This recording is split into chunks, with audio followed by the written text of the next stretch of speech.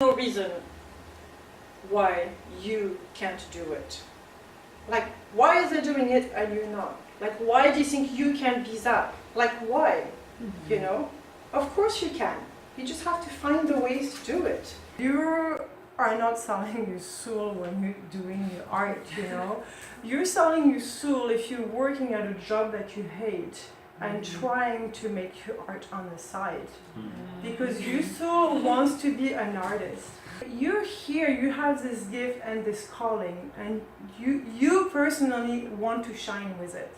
And you can only shine with it, literally, if you make money with it. Because if you don't make money with it, you have to have a job that you don't like, So it's in your best interest to realize that what you're offering with your art is the best for your own sake, but it's also the best that you're giving to the world.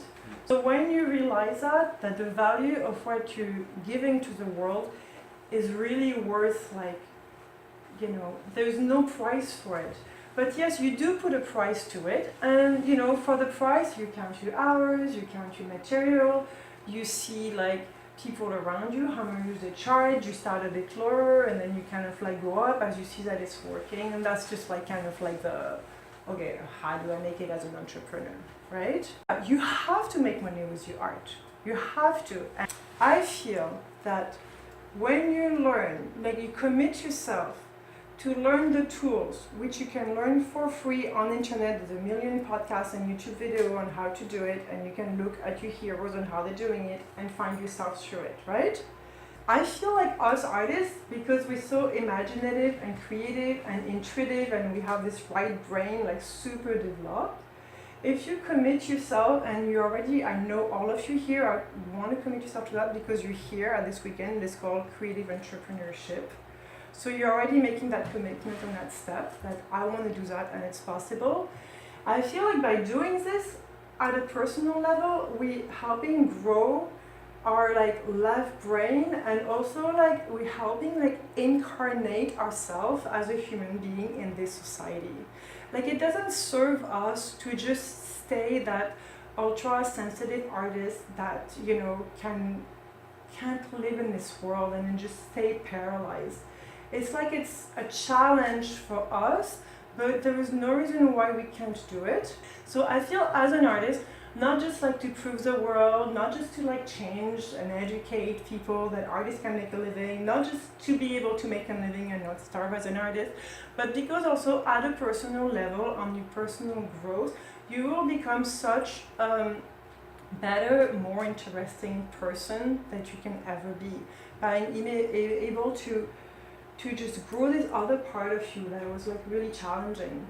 So that's like where I find, you know, the spiritual, emotional, personal growth that you gain through choosing that path. And it's not the easiest path, but I think it's the most rewarding and fulfilling path. One thing is that as an artist, I'm sure like all of you feel that, like you feel like you haven't really chosen to be an artist. Like, do you feel that? I certainly feel that. I feel like it's something that is in me that is just bubbling and wants to burst and wants to like exist, and it just comes out of you. It's, you know, actually what I say, like a talent is a gift. So it's a gift that you have. The fact that you don't choose that, to me, is interesting because it makes me see life in an even bigger way. So, if I haven't chosen to be an artist, because I've never even imagined, like I'm not from a family to be an artist, and I kind of like discovered I'd be an artist around age 28. Almost like I feel you have been given that gift. There is a bigger plan here. When you commit yourself to that talent, like all of you here are like on the verge or already doing,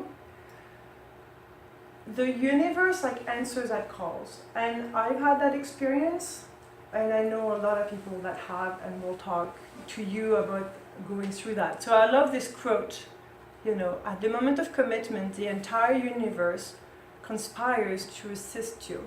So I think before like you go and step into that, you kind of maybe like in a blur, and you can't see, as foggy, you don't know where you're going, you know, but you're answering the call. So you're stepping into it, and as you're like stepping into it, suddenly things are going to come your way, because they're not going to like show up if you're not like there for it to see it. It's not just something magical. It's not like, oh, the universe, God, or whatever. It's also, if you see, we see the world through our eyes, our senses, right? Hearing, touch, smell, etc. So all those like stimuli, bits of information, they actually, scientifically, it's just like a spectrum, right?